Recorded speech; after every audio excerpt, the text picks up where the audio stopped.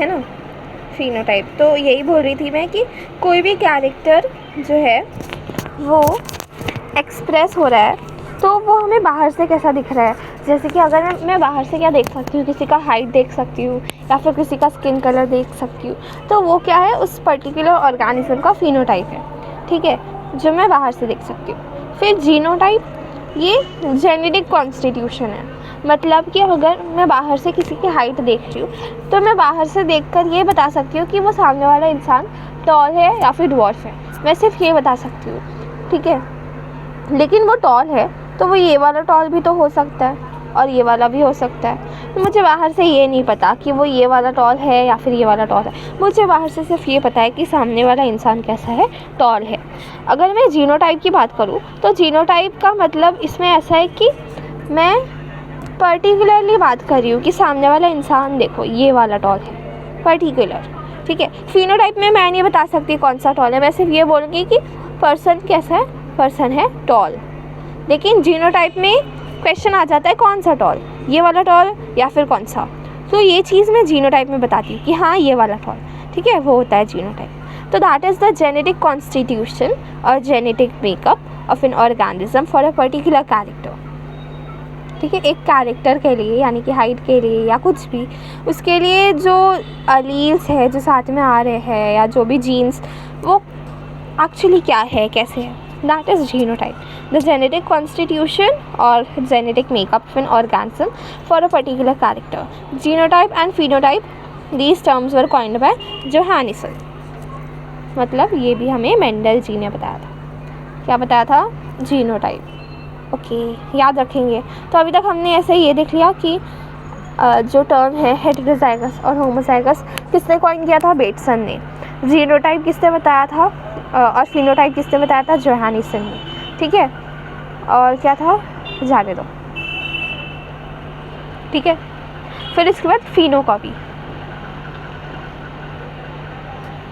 Phenocopy क्या होता है कि समझो मेरे पास एक मतलब एग्जांपल देती हूँ मैं कि जैसे समझो, एक मिनट, डी जो है ये है for dominant dark skin tone, ठीक है, और small D is for white skin tone. ये है किसी भी ऑर्गेनिज्म का जेनेटिक मेकअप यानी कि जीनोटाइप। क्योंकि मैं पर्टिकुलरली बात कर रही हूँ ना कि समझो कोई इंसान बाहर से डार्क दिख रहा है और जब मैंने इसका जीनोटाइप जानने की कोशिश की तो मुझे कैपिटल डी मिला। मतलब कि ये जो कैपिटल डी है ये है रिस्पॉन्सिबल फॉर डार्क कलर, और दूसरे इंडिविजुअल में वो बाहर से मुझे फेयर दिख रहा है और उसमें ये वाला जीनोटाइप, सब कुछ नॉर्मल है, ठीक है। अब समझो मैंने डार्क वाले को रहने दिया, लेकिन ये जो फेयर है मैंने इसको धूप में खड़ा कर दिया। अब क्या होगा कि बहुत टाइम के बाद इसका भी बाहर से फिनोटाइप जो है वो डार्क दिखने लगेगा। पहले बाहर से ये डार्क दिख रहा था और ये कैसा दिख रहा था? फेयर। बट कुछ समय के बाद ये तो डार्क ही दिखेगा। क्यों? क्योंकि इसका जीनोटाइप ऐसा है। लेकिन ये भी डार्क दिखेगा। क्यों? क्योंकि मैंने इसको ऐसे क्लाइमेट में भेज दिया जिसकी वजह से इसका स्किन कलर भी डार्क हो गया। बट क्या इसका जीनोटाइप बदला? नहीं, लेकिन इसका फिनोटाइप बदल गया, ठीक है। तो हम क्या बोलेंगे कि ये इसका फिनोकॉपी है, ये इसका कॉपी है, ठीक है, फिनोकॉपी। यानी कि ये इसके जैसा जीन या फिर जेनेटिक मेकअप नहीं कर पाया, लेकिन इसने इसके जैसा फिनोटाइपिक मेकअप कर लिया। तो ये क्या हो गया? उसका फिनोकॉपी हो गया। क्लियर? ठीक है। फिर हाइब्रिड विगर या फिर हेटेरोसिस। तो superiority of offsprings over its parents is called as hybrid vigour and it develops due to heterozygosity. मतलब कि कभी कभी ऐसा होता है ना कि पेरेंट्स बहुत स्मार्ट है और दोनों ही पेरेंट्स स्मार्ट है तो उनके ऑफस्प्रिंग और भी ज़्यादा स्मार्ट हो गए, like that. So it is maintained for long time in vegetatively propagated crops. It can be lost by inbreeding selfing because inbreeding induces homozygosity. ठीक है, तो ये मैं बताती हूँ अच्छे से। देखो, मैं फ्लावर का एग्जांपल लेकर बताती हूँ। तो हमारे पास एक प्लांट है, हमारे पास एक प्लांट है जिसका जीन जो है, जिसका पूरा जेनेटिक मेकअप बहुत अच्छा है, ठीक है, जिसकी वजह से ये जो फ्लावर्स बनाता है वो भी बहुत अच्छे अच्छे फ्लावर्स बनाता है, ठीक है। और एक अभी देखो, ये बहुत अच्छे फ्लावर्स बनाता है और इसका पूरा जेनेटिक मेकअप बहुत अच्छा है। अगर मैं इसका जो है क्रॉस करवाऊँ किसी भी दूसरे रैंडम प्लांट से, जो प्लांट इतना अच्छा नहीं है उसके साथ, ठीक है, जो प्लांट थोड़ा सा नॉर्मल है, इतना भी अच्छा नहीं है, अगर मैंने उसका क्रॉस उसके साथ करा दिया तो जो इन दोनों का रिजल्टेंट जो प्रोजेनी आएगा उसमें इसके अच्छे कैरेक्टर्स आएंगे, बट इसके कुछ एवरेज और ख़राब कैरेक्टर्स भी आ जाएंगे, ठीक है। तो इसलिए मैं क्या करूँगी, मैं इसका किसी और के साथ क्रॉस नहीं कराऊँगी। इनफैक्ट मैं बस ऐसा करूँगी कि मैं इसका इसी के साथ सेल्फिंग करवा दूँगी, ठीक है। मतलब इसका जो फ्लावर है, इसके फ्लावर के ही पॉलिन यूज़ करूँगी और इसी के फ्लावर के पॉलिन से इसका पॉलिनेशन करवाऊँगी। फिर उससे जो सीड आएंगे उनको मैं बो दूँगी।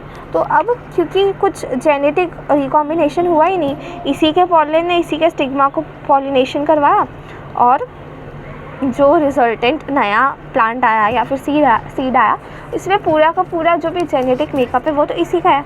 तो वो तो एक अच्छा खासा हाइब्रिड विगर होगा, मतलब सॉरी हाइब्रिड विगर नहीं होगा, ये एग्जांपल है इनब्रीडिंग डिप्रेशन का, ठीक है।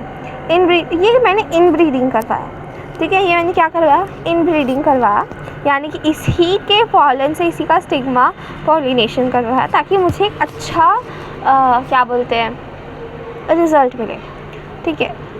बट अगर मैंने बार बार इनब्रीडिंग डिप्रेशन करवाया तो मैंने कुछ हाइब्रिड करवाया ही नहीं, मैंने कुछ हाइब्रिडाइजेशन क्या होता है, अलग अलग चीज़ों को मैंने अलग किसी ऑर्गेनिज्म का गैमेट अलग अलग का मिलाया, so that is hybridisation, right.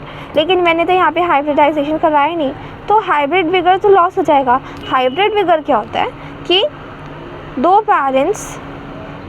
Parents जो काफ़ी सुपीरियर है उन दोनों के बीच में क्रॉस हुआ और जो चाइल्ड बना वो बहुत ही अच्छा एक्स्ट्रा ऑर्डिनरी बन गया, ठीक है। तो ये तो हाइब्रिडाइजेशन का प्रोडक्ट है ना, कुछ हाइब्रिड कुछ अलग आया। बट अगर मैंने बार बार इनब्रीडिंग करवाया तो कुछ हाइब्रिड विगर होगा ही नहीं, कुछ अलग कैरेक्टर आएगा ही नहीं, बार बार सेम कैरेक्टर होगा, जिसकी वजह से क्या हो जाता है, इनब्रीडिंग डिप्रेशन हो जाता है। तो ऐसा क्वेश्चन आएगा कि hybrid vigour can be lost by, so it can be lost by inbreeding, that is selfing, clear, okay. फिर उसके बाद ह्यूमंस को ना बहुत पहले से ही पता था कि वेरिएशन जो है ना वो इसलिए होता है बिकॉज ऑफ सेक्सुअल रिप्रोडक्शन, ठीक है। पर उनको एग्जैक्टली नहीं पता था कि होता क्या है, बट उनको ये तो पता था। तो इसे यूज़ करके ना वो लोग बहुत सारे अपने फ़ायदे का चीज़ जो भी होता था वो करते थे। जैसे कि वो लोग जो प्लांट्स हैं, अलग अलग वाइल्ड प्लांट्स, मतलब कि जो नेचुरली हर जगह मिलता है वैसे वाले प्लांट्स, उन्हें सिलेक्ट करवाया और उनकी क्रॉस ब्रीडिंग करवाई ताकि कुछ वेरिएशन आए, या फिर उन्होंने अलग अलग ऑर्गेनिज्म के बीच में क्रॉस ब्रीडिंग करवाया ताकि कुछ अलग वेरिएशन आए और वो जो अलग वेरिएशन आए वो अच्छा हो, ठीक है। और एक और चीज़ कि पंजाब में साहिवाल काउस करके एक ब्रीड होता है काऊ का, इंडियन ब्रीड, जो एंसेस्टर्स ने बनवाया, कैसे, क्रॉसिंग करवा के, ठीक है। तो इसलिए इससे हम ये बोल सकते हैं कि हमारे जो एंसेस्टर्स थे उनको इस बारे में पहले से पता था। फिर उसके बाद उन्होंने इसकी क्रॉसिंग या फिर इसे बनाया कैसे, through artificial selection and domestication of wild cows, okay. तो ये इसमें ज़्यादा कुछ है नहीं, बस यही कि याद रखना साहिवाल काउस इन पंजाब ये कैसे बने हैं, क्रॉस ब्रीडिंग से, हमारे एंसेस्टर्स ने बताया था, ठीक है, इसे बनाया था। फिर उसके बाद मेंडलिज्म, तो experiments perform by Mendel on genetics and description of mechanism, heredity processes and formulation of principles are known as Mendelism. तो मेंडलिज्म क्या है कि मेंडल ने जो भी एक्सपेरिमेंट्स किए थे जेनेटिक्स पर, वो सारी चीज़ें, ठीक है, उन्होंने कुछ पोस्टुलेट्स और कुछ लॉज दिए थे जिनके बारे में हम पढ़ेंगे। पहले तो ये उनका लाइफ स्पैन, बाकी ये सब हम नहीं पढ़ेंगे। हम ये पढ़ेंगे कि उन्होंने पी प्लांट पाइसम सटाइवम पे अपना पूरा एक्सपेरिमेंट किया और उन्होंने लगभग 7 साल तक, 1 मिनट, उन्होंने इसमें अपना एक्सपेरिमेंट स्टार्ट किया एंड 65 में ख़त्म किया। लगभग उनका एक्सपेरिमेंट जो है वो 7 साल तक चला। ठीक है, यस।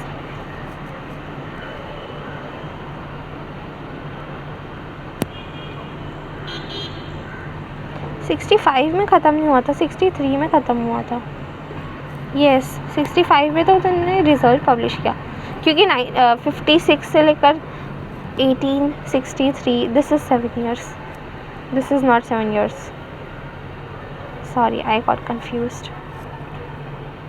ठीक है, उनका एक्सपेरिमेंट स्टार्ट हुआ 1856 में and it ended in the year 1863। ठीक है, उन्होंने रिज़ल्ट इसमें पब्लिश किया। इतना याद रखने की ज़रूरत नहीं है, हम सिर्फ इतना याद रखेंगे 56 एंड 63। ठीक है, 1856 एंड 1863। 18 भी याद रखना, वरना टेस्ट में 19 आया तो हो जाएगा। सो a paper of Mendel by the name Experiments in Plant Hybridization was published in this journal। मतलब कि क्या, अभी इसमें फालतू चीज़ें लिखी है, मैं ही बता देती हूँ। देखो ऐसा है ना कि ये जो मेंडल जी थे, ये एक प्रीस्ट थे। इन्होंने अपना एक्सपेरिमेंट स्टार्ट किया था 1856 में और उसे ख़त्म किया 1863 में। मतलब उन्होंने 7 साल तक पाइसम सटाइवम पर एक्सपेरिमेंट किया, बहुत मेहनत किया, बहुत सारी स्टडी की और उसके बाद उन्होंने कंक्लूजन निकाला। फिर वो अपना कंक्लूजन लेकर साइंटिस्ट के पास गए, उस ज़माने के बड़े बड़े साइंटिस्ट, और उन्होंने उन्हें सब कुछ बताया।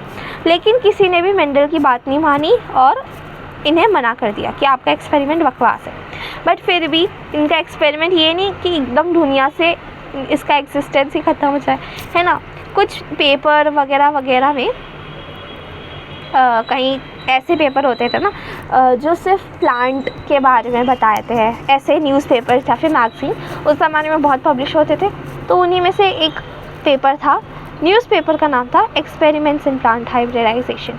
इनके एक्सपेरिमेंट का नाम नहीं था, ये न्यूज़पेपर का नाम था या फिर उस मैगज़ीन का नाम था। जो अलग अलग दुनिया के अलग अलग जो साइंटिस्ट है, वो लोग जिस भी प्लांट पर काम कर रहे हैं, वो सारे प्लांट के एक्सपेरिमेंट्स के बारे में ये पेपर वाले अपने पेपर में पब्लिश कर देते थे। जिस पेपर में पब्लिश करते थे उस पेपर का नाम था एक्सपेरिमेंट्स इन प्लांट हाइब्रिडाइजेशन। तो इस पेपर में कहीं पर किसी कोने में मेंडल जी का भी एक्सपेरिमेंट लिखा था।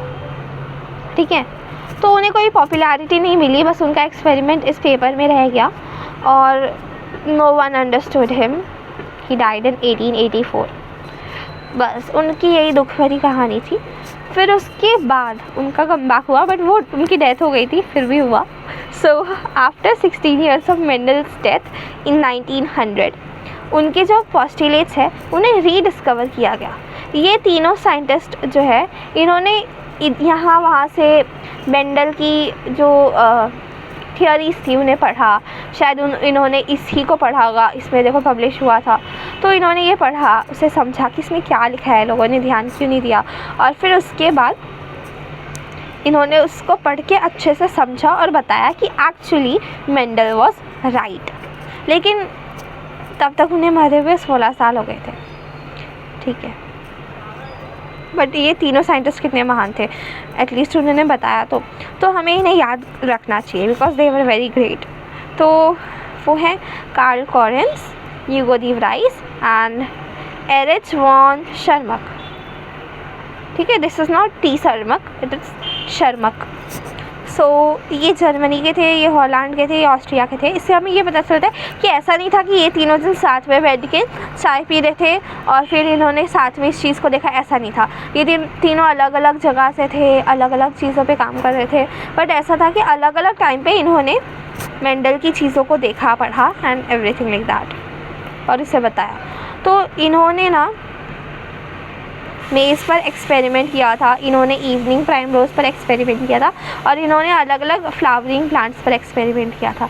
और इन्होंने अपने एक्सपेरिमेंट्स में कहीं ना कहीं मेंडल की थियोरीज़ को यूज़ किया था और ये इन्होंने बताया था कि ये अच्छी थियोरी है, ख़राब नहीं है। ठीक है, कौन? Carl Correns, Hugo de Vries, इनका नाम तो कभी भूल ही नहीं सकते, मुझे याद है, और Erik von Tschermak. Weird name, I know, but what to do? Yeah, so Hugo de Vries experiment on evening primrose. He experimented on this thing and he published Mendel's result in 1901 in Flora magazine. Karl Correns converted two postulates of Mendel into laws of heredity और inheritance. तो सबसे पहले तो बहुत सारे लोगों को लगता है कि मेंडल ने ही दिया था his law of segregation and his law of independent assortment, but this was not the thing. Mendel ने नहीं दिया था. किसने दिया था? कार्ल कॉरेंस ने. मेंडल ने बहुत सारे पॉस्टुलेट्स दिए थे जिन्हें लॉज में कन्वर्ट करने का काम किसने किया? कार्ल कॉरेंस ने किया. ठीक है, उन्होंने इनके दो पॉस्टुलेट्स को लॉज में कन्वर्ट किया, दो मेन लॉज में. First is the law of segregation and second is the law of independent assortment. So Mendel published his work on inheritance of characters in 1965. ख़त्म कब हुआ था? 56 से 63. ठीक है, पब्लिश कब किया? 2 साल बाद 65 में. But for several reasons it remained unrecognized till 1900. Mendel क्या हो गया? Mendel's experiments remain hidden for 34 years. Firstly, reasons क्या थे कि firstly communication was not easy in those days. देखो, आज के ज़माने में समझो मैं किसी सिंगिंग शो में गई और मैंने वहाँ बहुत अच्छा गाया, बट वहाँ के जो जजेस थे उन्हें मेरी शक्ल पसंद नहीं आई तो उन्होंने मुझे रिजेक्ट कर दिया. तो फिर भी मुझे कुछ फ़र्क नहीं पड़ता. मैं अपने घर आऊँगी और फिर मैं गाना गा के उसे इंटरनेट पर पब्लिश कर दूँगी, लोगों को मेरा गाना अच्छा लगेगा और फिर क्या होगा? मैं एक अच्छी खासी सिंगर बन जाऊँगी. That is it. क्योंकि एट दी एंड हमको क्या चाहिए? हमको पब्लिक को बताना है, क्योंकि पब्लिक ही है जो हमारी ऑडियंस है, राइट? वो 2-3 जजेस हमारे ऑडियंस नहीं है. तो ऐसा होता है. लेकिन उनके ज़माने में थोड़ी ऐसा था. उनके ज़माने में तो उनकी पूरी ऑडियंस वो 2-3 जजेस यानी कि वो 2-3 साइंटिस्ट ही थे, क्योंकि बाकी लोग क्या समझते हैं, दैट इज़ फाइन. तो उन 2-3 जन ने उन्हें बोल दिया कि तुम्हारा जो भी है सब कुछ बकवास है, जाओ. सो ही फेल्ड, क्योंकि कम्युनिकेशन वो और किससे कम्युनिकेट करते, तो इसीलिए वो हार मान लिया उन्होंने. Secondly, his concepts of genes or factors in Mendel's words are stable and discrete units that control the expressions of traits, which did not blend with each other and was not accepted by his contemporaries as explanation for the apparently continuous variation seen in nature. मतलब क्या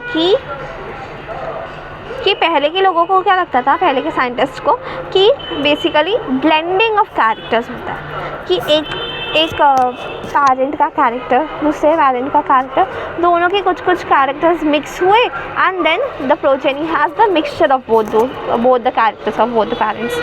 ठीक है, तो ऐसा होता है. ऐसा पहले के साइंटिस्ट ने बोला. But then Mendel clearly said कि देयर इज़ नो ब्लेंडिंग, कोई भी ब्लेंडिंग नहीं होती है. अगर 2 पेरेंट्स हैं ना, तो दोनों के कैरेक्टर्स आते हैं बट एक्सप्रेस एक ही कैरेक्टर होता है. सिर्फ एक ही पेरेंट का कैरेक्टर एक्सप्रेस होता है, दोनों के कैरेक्टर साथ में एक्सप्रेस नहीं होते. And he was also right, क्योंकि ब्लेंडिंग कैसे हो सकती है? Parents are basically of different gender, male and female. अगर मेल एंड फीमेल कैरेक्टर्स की ब्लेंडिंग होती तो जो चाइल्ड होता वो मेल या फिर फीमेल ही थोड़ी बनता, वो तो कुछ ब्लेंड होकर कुछ अलग ही बन जाता, राइट? तो ब्लेंडिंग कैसे हो सकती है रियली? बट उन्होंने ये ब्लेंडिंग बोला और उन्होंने बोला कि ब्लेंडिंग नहीं होती, but it was clearly said bye बड़े साइंटिस्ट उस टाइम के कि yes, blending is the thing जो होता है that happens in sexual reproduction. तो वो इतने बड़े साइंटिस्ट को क्लियरली कॉन्ट्रडिक्ट कर रहे थे, जो कि उन्हें कहीं ना कहीं बर्दाश्त नहीं हो रहा था. दैट इज़ वाई मेंडल को कहीं ना कहीं मना कर दिया, डिस्कार्ड कर दिया उनकी थ्योरी को. थर्डली क्या था कि मेंडल्स अप्रोच यूज्ड मैथमेटिक्स. क्यों उन्होंने मैथमेटिक्स यूज़ किया? क्योंकि उन्होंने इतने सारे पी प्लांट्स पर काम किया था, हर किसी का छोटे से छोटा इन्फॉर्मेशन उन्होंने अच्छे से समझ के लिखा था, ठीक है। अब हर चीज़ थोड़ी लिख सकते हैं, तो उन्होंने काम को इजी करने के लिए और सभी चीज़ों को प्रॉपर्ली नोट करने के लिए ग्राफ और स्टैटिस्टिक्स यूज़ किया था, ताकि उनका जो कैलकुलेशन और जो भी चीज़ें हैं वो सब इजीली हो जाए, ठीक है। बट क्या हुआ कि उस ज़माने के जो बायोलॉजिस्ट थे, एज अभी तक भी ऐसा होता है कि बायोलॉजी एंड मैथ्स का राइवलरी, तो it is like continuous, and this was something which happened at that time also. तो बिकॉज ऑफ विच क्या होता था कि उन्होंने बोला कि आप बायोलॉजी में how can you include mathematics, we are not going to accept it, और उन्होंने रिजेक्ट कर दिया। उन्होंने शायद इसलिए रिजेक्ट किया होगा क्योंकि उनको मैथ्स नहीं आता ना, ठीक है छोड़ो, मुझे भी नहीं आता। तो this was so weird, like in fact Mendel was such a great person कि उन्हें मैथ्स भी आता था, बायोलॉजी भी ग्रेट।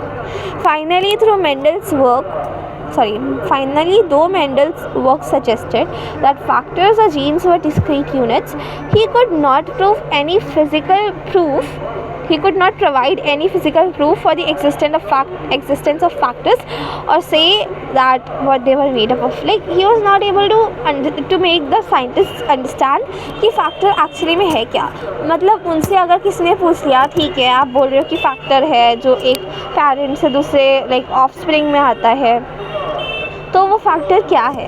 प्रोटीन है, एंजाइम है, आप किस चीज़ के बारे में बात कर रहे हैं? So he was not able to answer that. उन्होंने बोला पता नहीं, कोई फैक्टर तो है, अब वो क्या है I don't know. And that is why लोगों ने बोला कि अगर ये खुद ही क्लियर नहीं है कि ये बोलना क्या चाहता है, तो हम इसको कैसे एक्सेप्ट करें। सो कहीं ना कहीं लोग भी गलत नहीं थे, क्योंकि चीज़ें बहुत ही न्यू थी एंड मेंडल एक प्रीस्ट थे, तो दैट इज़ वाई। सो ये सारी चीज़ें हैं। फिर उसके बाद reasons for Mendel's success. Mendel भले वो खुद अपनी लाइफ में सक्सेसफुल नहीं हुए, बट उनकी जो थियोरी है that was not a failure, क्योंकि बाद में वो सक्सेसफुल हुई। सो वो क्यों हुई? क्योंकि Mendel study the inheritance of one or two characters at a time, unlike his preceders who had considered many characters at a time. जैसे कि मेंडल ज़रूरी ऐसा नहीं है ना कि मेंडल ने ही इनहेरिटेंस ऑफ कैरेक्टर्स इन सभी चीज़ों को पहली बार स्टडी किया। मेंडल से पहले भी कुछ लोग थे who try to study all this things, and क्या हुआ कि they were not successful. Why? Because उन्होंने ना एक बार में सारे कैरेक्टर्स कंसिडर कर लिए थे। लाइक उन्होंने सारे कैरेक्टर्स कंसिडर कर लिए थे, हाइट, वेट, एवरीथिंग, कलर। तो इतनी सारी चीज़ों में ऑब्वियसली कोई भी कंफ्यूज हो जाएगा। So that is not possible. But Mendel what he did, he only considered one or two characters at a time, and उन्होंने उन्हीं एक दो कैरेक्टर पर अपना खोज शुरू रखा, अच्छे से उन्हीं को ऑब्जर्व किया और पढ़ा।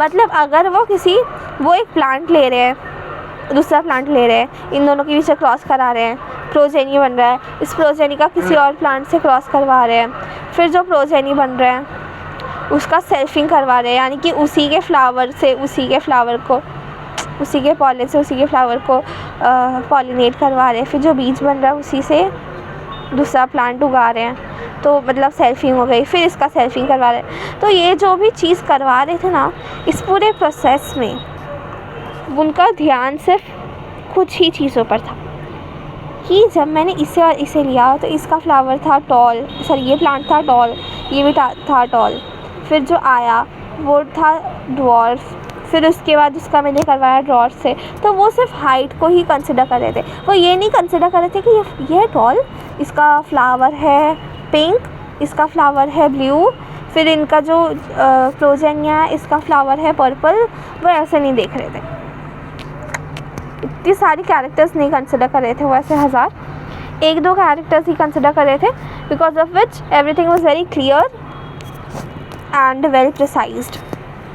ठीक है, things one are getting mixed together और ज़्यादा कन्फ्यूजन नहीं हो रहा था, and he was pretty clear with what he was doing.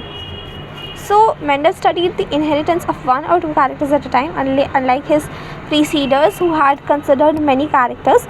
उनके preceders कौन थे? ये लोग, ठीक है। फिर उसके बाद selection of material.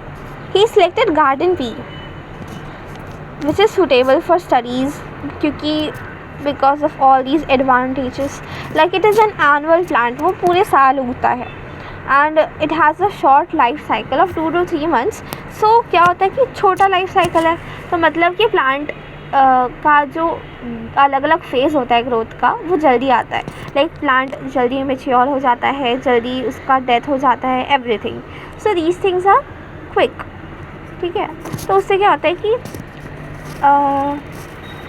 हमें समझो एक जनरेशन में हमने कुछ देखा, और फिर उसके बाद 10 जनरेशन के बाद हमें देखना है कि इसमें जो कैरेक्टर है, समझो इसमें कुछ तो सी कैरेक्टर है, वो सी कैरेक्टर इसके 10 जनरेशन के बाद भी एग्जिस्ट करता है कि बीच में कहीं गायब हो गया। अगर मुझे ये देखना है तो मैं एक ऐसे ही प्लांट में देखूँगी या ऐसे ही किसी चीज़ में देखूँगी ना जिसका लाइफ साइकिल छोटा है। वरना पता चला कि 100 साल लग गए इसको, अपने ही इसके खुद के प्रोजेनी को 100 साल लग गए बड़े होने में, तो मैं 10 जनरेशन के बाद कैसे नोटिस कर सकती हूँ? It will become very tough. मुझे अपने पूरे ब्लड लाइन को बोलना होगा कि ये एक्सपेरिमेंट कंटिन्यू करते रहो करते रहो करते रहो। सो दैट इज़ समथिंग नॉनसेंस, ठीक है। सो that is why it is an annual plant with a short life span and it also produces large number of offsprings. तो हम क्या कर सकते हैं, अच्छे से एनालिसिस कर सकते हैं चीज़ों का। फिर it has many contrasting characters. बीच वाले कुछ कैरेक्टर्स ऐसे नहीं हैं कि समझो कोई प्लांट है रेड और एक फ्लावर है रेड, दूसरा फ्लावर है पिंक, एक फ्लावर है रेड, दूसरा फ्लावर है वाइट, और उन दोनों का ब्लेंड करके एक बन गया पिंक। ऐसा नहीं है, उसमें कॉन्ट्रास्टिंग कैरेक्टर है। जितने भी फ्लावर है या तो सारे रेड होंगे या तो सारे वाइट होंगे, उसके बीच में कुछ नहीं होगा ऐसा। तो उसमें से बहुत सारे कॉन्ट्रास्टिंग कैरेक्टर्स हैं जिसे उन्होंने लिया और उन्होंने स्टडी किया। फिर उसके बाद पी प्लांट में सेल्फ पॉलिनेशन नेचुरली हो जा रहा था। तो सेल्फ पॉलिनेशन से क्या प्रोडक्ट बन रहा है, कैसे बन रहा है, उसके लिए मेंडल को ज़्यादा मेहनत नहीं करना पड़ा, वो सब खुद ही हो जाता था। और जो क्रॉस पॉलिनेशन है वो भी बहुत ही ईजीली हो जाता था। तो इन सभी चीज़ों का ज़्यादा टेंशन नहीं था।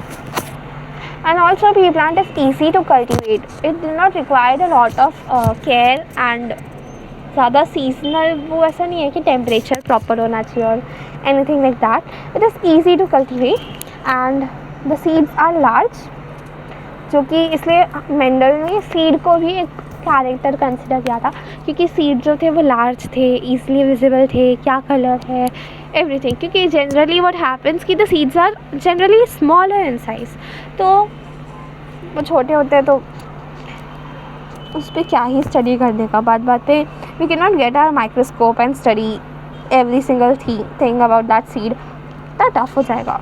सो लार्ज है, ईजी है, great. Also it was not just like he worked on pea only, उन्होंने राजमा और हॉकवीड पर भी काम किया, बट उनको जैसे रिजल्ट चाहिए थे ना वो रिज़ल्ट पी प्लांट से बहुत ही क्लियरली आ रहे थे और वो यही चाहते थे, इसलिए उन्होंने पी प्लांट लिया। क्योंकि अभी रिज़ल्ट बहुत ही कॉन्ट्रास्टिंग है, ईजीली दिख रहा है कि इसके साथ मीटिंग करवाया तो ये बना। जब भी हम टॉल की मीटिंग करवाएंगे विद डवार्फ तो टॉल ही बनेगा। ये चीज़ें बहुत ही क्लियरली दिख रही थी किसमें, पी प्लांट में। तो इसलिए उन्होंने अपने एक्सपेरिमेंट ज़्यादा समय के लिए पी प्लांट पर किया, क्योंकि अब क्लियरली दिख रहा है तो वो जब एक्सप्लेन करेंगे दूसरे लोगों को तो वो भी क्लियरली एक्सप्लेन कर पाएंगे और शायद लोग उनकी बात मान ले, ये सोचकर मेंडल ने पी प्लांट पर काम किया था, बट जो कि हुआ नहीं। However, sad story. So it was like that. ठीक है। फिर Mendel quantitatively analyzed the inheritance of qualitative characters. मतलब क्या? उन्होंने लाइक ऐसा था कि उन्होंने कोई भी ऐसा चांस फैक्टर नहीं लिया। मतलब I take an example and I make you understand. जैसे कि I have a tall plant and I have a dwarf plant, मैंने इन दोनों की क्रॉसिंग करवाई तो मुझे जो प्रोजेनी मिला। अब मेंडल को तो ये नहीं दिख रहा था ना कि ये कैपिटल टी टॉल है और ये स्मॉल टी ड्वार्फ है। He could not see that. वो बस बोल रहे थे कि मेरे पास टॉल है, मेरे पास ड्वार्फ है, मैंने इन दोनों की क्रॉसिंग करवाई तो मुझे फिर से टॉल मिला। तो ये गलती से भी तो हो सकता है, इसलिए उन्होंने वापस से करवाया अगेन। और जब उन्होंने वापस से करवाया तो अगेन ही सॉ कि इट इज़ टॉल ओनली। तो ऐसे उन्होंने बहुत सारी क्वांटिटी ली और उसे अच्छे से किया to get the quality. So it is like that Mendel quantitatively analyzed the inheritance of qualitative characters. He maintained the statistical records of all the experiments, which was one of the problems because biologists were unpad. So his experiments had a large sampling size, जो ये clearly indicate करती है कि जो भी वो कर रहे थे वो तुक्का तो नहीं था। इट वॉज नॉट लाइक आपने एक बार एक टॉल प्लांट की क्रॉसिंग एक ड्वार्फ प्लांट से करवा दिया तो द प्रोजेनी वॉज टॉल। तुक्के से भी तो हो सकता है, ऐसी कोई बात ही नहीं है क्योंकि बहुत ही लार्ज सैम्पलिंग साइज है। तुक्का एक दो बार होता है, 1000 बार थोड़ी हो सकता है। So his experiments had a large sampling size which gave greater credibility to the data that he collected. Then during Mendel's investigations into inheritance patterns, it was for the first time that statistical analysis and mathematical logic were applied to problems in biology.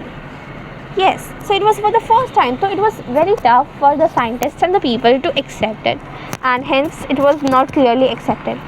So Mendel's work, Gregor Mendel conducted hybridization experiments in garden pea for 7 years, 1856 to 1863, and proposed the laws of inheritance in living organisms.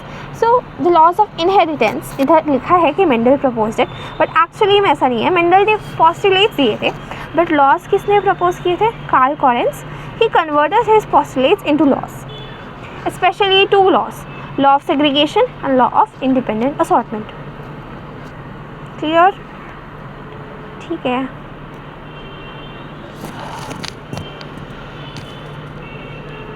अब आगे का मैं बाद में post करूँगी। I am tired now, so that's all for now. Like my video please, like कर दो। Okay guys, bye bye.